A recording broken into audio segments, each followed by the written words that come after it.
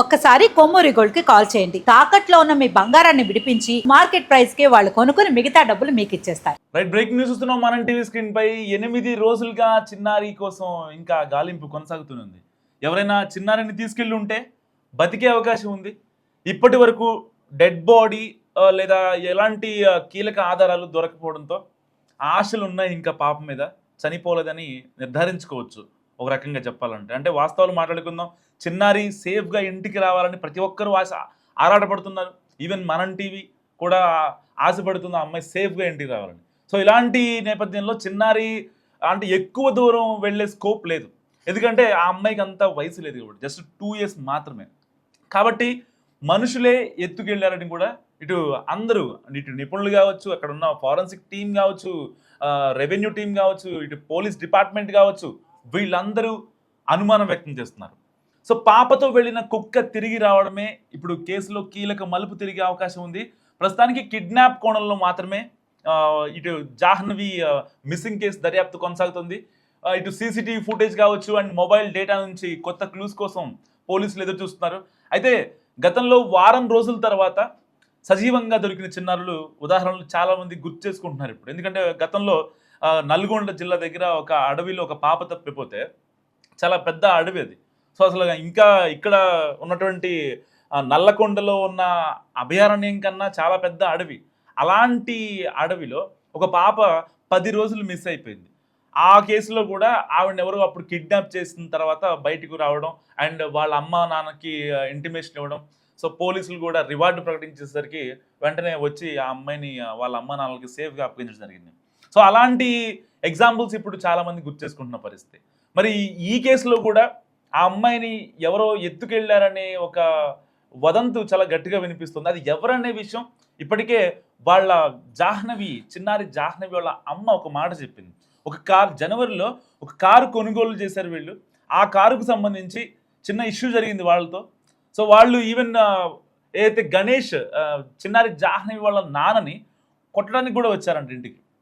ఇద్దరైతే ముసుగేసుకొని మొహానికి మాస్క్ పెట్టేసుకొని అంటే ఫేస్ కనిపించకుండా వాళ్ళు వచ్చేసి ఇంటి చుట్టూ రెక్కి కూడా నిర్వహించారంట. అంటే ఎంట్రీ పాయింట్ ఎటు, ఎగ్జిట్ పాయింట్ ఎటు, సో ఎటు నుంచి ఎటు వస్తే వీళ్ళని చంపేయచ్చు, వీళ్ళని కొట్టేయచ్చు, ఇంట్లో ఎవరెవరు ఉంటున్నారు అనే ఒక రెక్కి కూడా చేసుకుని వెళ్ళారంట. ఎప్పుడైతే గణేష్ ఇంట్లో లేని సమయంలో వచ్చి ఆ పామాయిల్ తోటలో మొత్తం తిరిగి సో ఎవరెవరు ఉంటున్నారు ఇక్కడ అన్నీ తెలుసుకుని వెళ్ళారట. మరి ఇలాంటి నేపథ్యంలో ఎవరో అంటే ఆ అమ్మాయిని అపహరించారు, కిడ్నాప్ చేశారు, వీళ్ళ అమ్మ నాన్న మీద ఒక కోపంతో మాత్రమే ఇది జరిగిందనేది ఇక్కడ చాలా క్రిస్టల్ క్లియర్గా కనిపిస్తుంది. సో ఇన్నాళ్ళుగా 6 రోజులుగా చిన్నారి ఎలా మిస్ అయింది ఏంటనే దానికి ఈవెన్ వాళ్ళ నాన్నని గణేష్ని కూడా పోలీసులు అదుపులో తీసుకుని విచారించారు. అసలు పాప నీ దగ్గరికి వచ్చింది కదా, సీసీటీవీ క్యామ్లో ఆ ఫుటేజ్లో అంటే చాలా క్రిస్టల్ క్లియర్గా అనిపిస్తుంది నీ దగ్గరికి వచ్చిన విషయం అని పోలీసులు అడిగితే, లేదండి అక్కడ నేను పామాయిల్ తోటలో నీళ్లు పెడుతున్నాను, నీళ్లు పెట్టే క్రమంలో నా దగ్గరికి వస్తుందేమో అనుకున్నా కానీ నా దగ్గరికి రాలేదు, అదే జరిగింది 11:30 తర్వాత. సో వెంటనే అలర్ట్ అయ్యి మొత్తం ఆ పామాయిల్ తోట మొత్తం చూసాము. ఈవెన్ ఆ పాప పక్కన చిన్న కుక్క కూడా ఉంది, ఆ కుక్క తనని విడిచిపెట్టి పోదు. సో ఇద్దరు ఆడుకుంటూ ఉంటారు. అంటే మేము ఊరికి కొంచెం దూరంగా ఉంటాం కాబట్టి ఏ చిన్నపిల్లలు ఉండరు. సో ఉన్న చిన్నపిల్ల వాళ్ళ అమ్మ దగ్గర ఒళ్ళో కూర్చుంటుంది కాబట్టి దీనికి ఆడుకోవడానికి ఎవరు లేరు కాబట్టి ఓన్లీ ఆ కుక్కతో మాత్రమే ఆడుకుంటుందని వాళ్ళ డాడీ చెప్పారు. అయితే మరి ఇలాంటి నేపథ్యంలో ఒకవేళ కనుక ఆ పాప ఈ దండకారణ్యంలోకి 500 ఎకరాలు ఉన్నటువంటి ఆ మహారణ్యంలోకి వెళ్ళాలంటే అంత ఆషామాషి కాదు. సో సగం దూరం వరకు వెళ్ళొచ్చేమో. అంటే ఈ పామాయిల్ తోట దాదాపుగా 10 ఎకరాల్లో విస్తరించి ఉంది.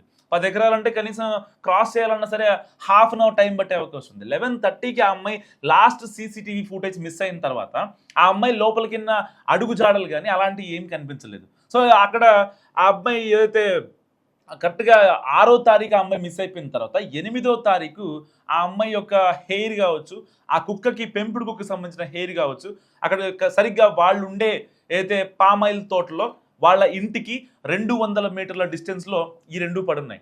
సో అప్పటికే వాళ్ళు అనుకున్నారు ఏదన్నా జంతువు లాక్కెళ్ళిందా, ఎందుకంటే జంతువు లాక్కెళ్ళాలి అంటే అక్కడ ఏదో ఒక వైలెన్స్ చేసి మాత్రమే తీసుకెళ్ళాలి. అంత ఆషామాషిగా నార్మల్గా లాక్కెళ్ళే క్రమం కనిపించదు. ఎందుకంటే ఆ సమయంలో ఒకవేళ ఏదైనా జంతువు అంటే ఇలా జరగాలని కాదు, ఒకవేళ జస్ట్ అజ్యూమ్ చేసుకోండి, ఒకవేళ కనుక ఆ పాపని ఏదన్నా ఒక క్రూర మృగం కానీ ఒక జంతువు కానీ హామ్ చేసి తీసుకువెళ్ళాలి అంటే ఆ కుక్క గట్టి గట్టిగా అరుస్తుంది. సో దగ్గరలో ఉన్నటువంటి 200 మీటర్స్ డిస్టెన్స్లో ఉన్నటువంటి వాళ్ళ అమ్మ వాళ్ళ నాన్న ఎలర్ట్ అయ్యే అవకాశం ఉంది. ఎందుకంటే వాళ్ళ నాన్న అదే టైంలో అప్పుడు ఈ పామాయిల్ చెట్లకి నీళ్లు పెడుతున్నారు. సో అలాంటి ఛాన్స్ ఏం లేదు. ఒకవేళ ఆ అమ్మాయి దండకారణ్యంలోకి వెళ్తే ఈవెన్ 6 రోజుల నుంచి చాలా సీరియస్ సర్చ్ ఆపరేషన్ జరిగింది. ఈవెన్ ఇటు ఎన్డీఆర్ఎఫ్ కావచ్చు, ఎస్డీఆర్ఎఫ్ కావచ్చు, ఇటు రెవెన్యూ కావచ్చు, పోలీసులు కావచ్చు, గ్రామస్తులు కావచ్చు, వాళ్ళ నాన్న, ఇంకా అందరూ చుట్టుపక్కల వాళ్ళు, రాజకీయాలకు అతీతంగా అన్ని పార్టీ నాయకులు వచ్చారు అక్కడికి. మొత్తం ఆ దండకారణ్యం మొత్తం జల్లెడ పెట్టేస్తున్నారు. మరి ఇలాంటి నేపథ్యంలో ఎక్కడైనా ఒక్క చిన్న పాయింట్ దొరికే అవకాశం లేకపోలేదా? ఇటు ఫారెన్సిక్ టీం ఉంది, ఆధారాలు సేకరిస్తున్నారు. సరే, ఒక పెద్ద అడవి, కనీసం ఒక చిన్న చిన్న బోరు బావులు కూడా లోపల ఉన్నాయి. అండ్ ఏపుగా పెరిగిన గడ్డి, పెద్ద పెద్ద చెట్లు, అండ్ ఇప్పుడు వర్షం పడుతుంది. సో ఇంకా గడ్డి ఎక్కువగా పెరిగే అవకాశం ఉంటుంది. సో అలాంటి నేపథ్యంలో ఒక్క చిన్న క్లూ కూడా దొరకదా? 6 రోజుల నుంచి 500 ఎకరాలని జల్లెడ పెడుతుంటే ఒక్క క్లూ అయినా దొరికే అవకాశం ఉండదా?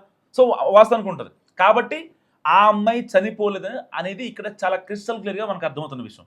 సో ఇప్పుడు పోలీసులు కూడా ప్లాన్ బి అమలు చేస్తున్నారు. అంటే ఆ అమ్మాయిని ఎవరన్నా అపహరించారు, ఆ అమ్మాయిని ఎవరన్నా అంటే వీళ్ళ అమ్మ నాన్న మీద కోపంతో ఆ అమ్మాయిని తీసుకెళ్లారు అనే కోణంలో ఇప్పుడు పోలీసులు విచారణ జరుగుతుంది. నిజంగా కాకినాడ జిల్లా తునిలో అదృశ్యమైన చిన్నారి కథ ప్రతి ఒక్కరిని వణుకు పుట్టిస్తుంది.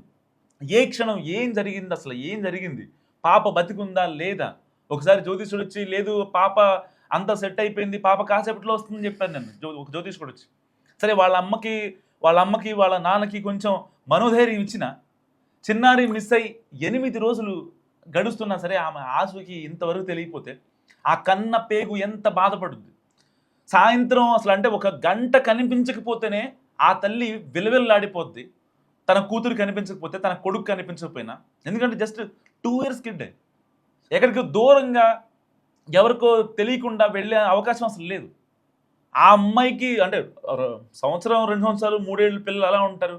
అయితే వాళ్ళ అమ్మ దగ్గర ఉంటారు, లేకపోతే వాళ్ళ మామల దగ్గర ఉంటారు, మేనమామల దగ్గర, వాళ్ళ అమ్మ దగ్గర, వాళ్ళ అమ్మమ్మ దగ్గర, వాళ్ళ నానమ్మల దగ్గరే ఉంటారు. ఫెమిలియర్ ఫేస్ అయితేనే ఉంటుంది. ఈవెన్ వాళ్ళకి ఒక టచ్, ఒక స్పర్శ ఎత్తుకున్నప్పుడు కొంచెం అన్యూజువల్గా వాళ్ళు రికగ్నైజ్ చేసినా, ఐడెంటిఫై చేసినా వెంటనే ఏడ్చేస్తారు, గుక్క పెట్టి ఏడ్చేస్తారు. అలాంటి ఒక స్పర్శ ఉంటుంది వాళ్ళకి. అంత సెన్స్ ఆర్గన్స్ అంత యాక్టివ్గా పనిచేస్తాయి. మరి అలాంటి చిన్నపిల్ల ఒకవేళ పోలీసులు ఇప్పుడు చెప్తున్న దాని ప్రకారం ప్లాన్ బి ప్రకారం మనం మాట్లాడుకుంటే ఒకవేళ ఎవరో తెలియని వాళ్ళతో వెళ్ళే అవకాశం లేదు.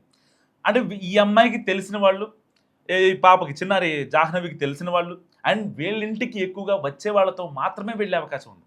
ఎవరితో పడితే వాళ్ళతో వెళ్ళరు. ఇప్పుడు ఎవరన్నా ఒకవేళ అన్నోన్ పర్సన్, థర్డ్ పర్సన్ ఒక చాక్లెటో బిస్కెటో ఒక ఎరగా వెయ్యాలన్నా ఒకసారి వాళ్ళ మైండ్లో ఆగిపోతారు. అట్లా అంటే వీళ్ళెవరు ఏంటి అనేది అంత డెప్త్గా ఆలోచించకపోయినా వీళ్ళని ఎక్కడ నేను చూడలేదు కదా అనేది వాళ్ళకి మైండ్ నుంచి వచ్చే ఇన్పుట్.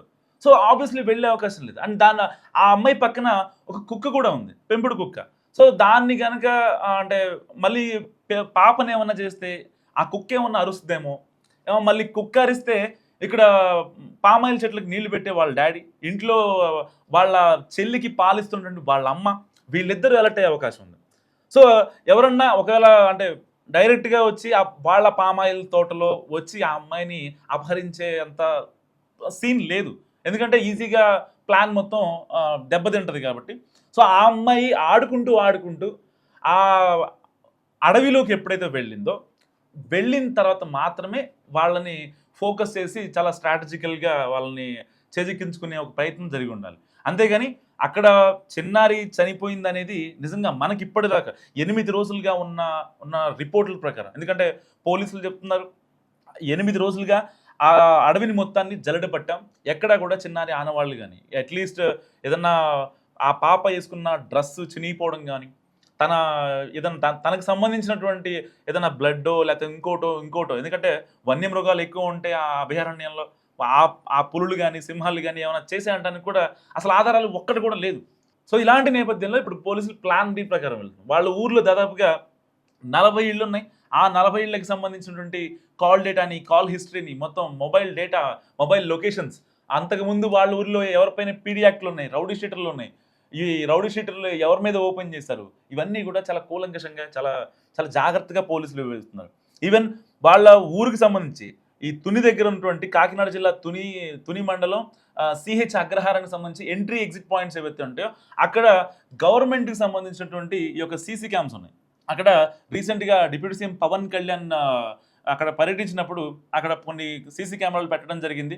సో దానికి సంబంధించి ఆ యొక్క సీసీ కెమెరాలు కూడా చాలా తరోగా చెక్ చేశారు. ఎక్కడా కూడా పాప అలజడి కానీ పాప జాడ కానీ ఎక్కడ కనిపించలేదు. ఒక అన్నోన్ వెహికల్ ఎక్కడి నుంచో అంటే వేరే వేరే నెంబర్ ప్లేట్లు కావచ్చు, నెంబర్ ప్లేట్స్ లేకుండా ఉన్న వెహికల్స్ కావచ్చు, అవి ఊళ్ళోకి ఎంట్రీ ఇచ్చిన ఎగ్జిట్ ఇచ్చిన పాయింట్స్ ఎక్కడ కనిపించలేదు.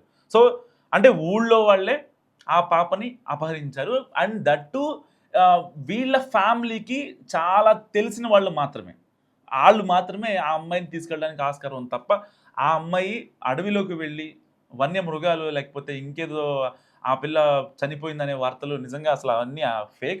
ఒకవేళ ఆ అమ్మాయి చనిపోయి ఉంటే ఆ డెడ్ బాడీ దొరికేది, లేదంటే దానికి సంబంధించిన ఏ ఒక్క ఆనవాలయం దొరికేది. సో అలాంటిది ఏం లేదు ఇక్కడ. సో ఎలాంటి ఆనవాలు లేదు, ఎలాంటి రక్తపు మరకలు లేవు, ఎక్కడ హింస లేదు, ఏదీ లేదు. కానీ ఆ పాప ఎక్కడున్నా సేఫ్గానే ఉంటుంది. ఒకవేళ మొన్నటిదాకా మనం 4 days నుంచి 5 days నుంచి మాట్లాడుకున్నాం ఏంటిది, ఒకవేళ కనుక ఆ అమ్మాయి కనుక ఆ అడవిలో ఉండి ఉంటే ఈ పాటికల్లా చనిపోయేది. అనకూడదు, బట్ ఈ పాటికల్లా చనిపోయేది. ఎందుకంటే అక్కడ ఉన్నటువంటి ఎండకి ఆ కాకినాడ జిల్లా, ఇటు రాజమండ్రి, మొత్తం ఎంటైర్ ఈస్ట్ గోదావరి, సో అంత ఎండ ఎక్కువ ఉంటుంది. సో అసలు ఈవెన్ పెద్దవాళ్ళు కూడా టాలరేట్ చేయలేరు ఆ ఎండని. అంత తీవ్రమైన ఎండ. ఓ పక్క మళ్ళీ ఆ అమ్మాయి ఎప్పుడైతే మిస్ అయిందో, అడవిలోకి వెళ్ళిందో, ఆ రోజు నుంచి సరిగ్గా జూన్ 6 నుంచి వర్షాలు స్టార్ట్ అయ్యాయి. గత 8 రోజుల్లో అక్కడ 2 రోజులు చాలా గట్టిగా వర్షాలు పడ్డాయి. అది దట్టు కొండ ప్రాంతం. ఆ హిల్ స్టేషన్లో ఏంటంటే ఆ రాళ్ళు కావచ్చు, ఆ మొక్కలు కావచ్చు పడిపోతూ ఉంటాయి కింద.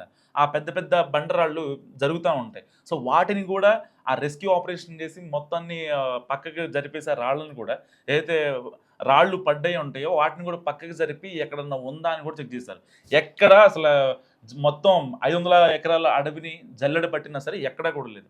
అంటే ఆ పాపని ఎవరో కిడ్నాప్ చేశారన్నది ఇక్కడ చాలా క్రిస్టల్ క్లియర్గా మనకు తెలుస్తున్నటువంటి అంశం. మరి ఇప్పుడు అసలు 2.5 ఏళ్ల చిన్నారి జ్ఞానేశ్వరి ఎక్కడుంది, అసలు ఆమె ప్రాణాలతోనే ఉందా, ఈ భయంతోనే ఆ అమ్మాయి తల్లిదండ్రులు క్షణక్షణం ఆవేదన వ్యక్తం చేస్తున్నారు.